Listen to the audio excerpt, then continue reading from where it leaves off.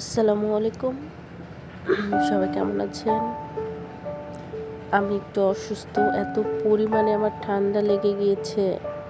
চাটমোহর, গোপালগঞ্জ ২ টা জায়গায় ঘুরলাম, ২ জায়গার পানি খেলাম। এইজন্যই আরকি এত ঠান্ডা লেগে গিয়েছে।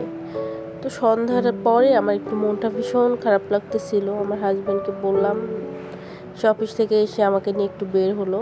তো আমরা একটু শ্যামলীতে ঘুরতে গিয়েছিলাম। শ্যামলীতে আশা টাওয়ারের পিছনে একটা পার্ক আছে, শ্যামলী পার্ক। এখানে মোটামুটি সবাই খেলাধুলা আড্ডা দেয়। তো ওখানে আমার ভাগনা থাকে, ও আসলো। তারপরে আমরা ৩ জন মিলে একটু ঘুরতেছিলাম। মূলত মন মাইন্ড ফ্রেশ করার জন্যই আর কি বের হয়েছিলাম। পার্কটা অনেক বড়, অন্ধকারে বোঝা যাচ্ছে না।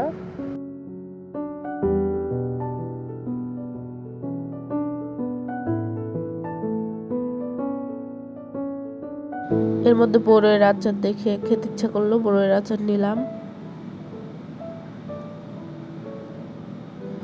তারপরে আমরা ৩ জন একটু ঘুরে ঘুরে দেখতেছিলাম চিতই পিঠা আছে কিনা। তো চিতই পিঠা খাওয়ার জন্য গেলাম। এখানে বিভিন্ন রকমের ভর্তা ছিল। সবচাইতে মজা ছিল এখানে সরিষা ভর্তাটা। আমার এখন আবার খেতে ইচ্ছে করতেছে, এত ইয়ামি ছিল। আমি অবশ্য একটা পিঠা খেয়েছি, আমার হাজব্যান্ডের পিঠা খুব পছন্দ। এরপরে পার্কের মধ্যে আমরা একটু বাদাম খাচ্ছিলাম। তারপরে চলে আসলাম মটকা চা খেতে।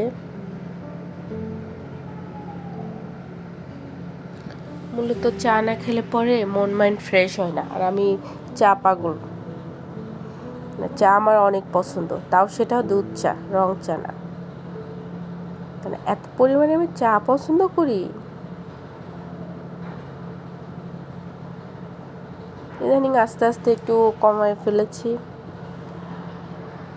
এই দুধ চা খাওয়ার জন্য নাকি ওয়েট বাড়ে, তো ওয়েট কমানোর জন্যই মূলত আর কি চাটা আগের থেকে কমায় ফেলেছি খাওয়া।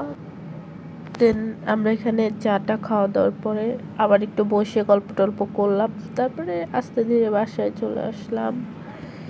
এই আর কি। সবাই ভালো থাকবা, সুস্থ থাকবা। আল্লাহ হাফেজ।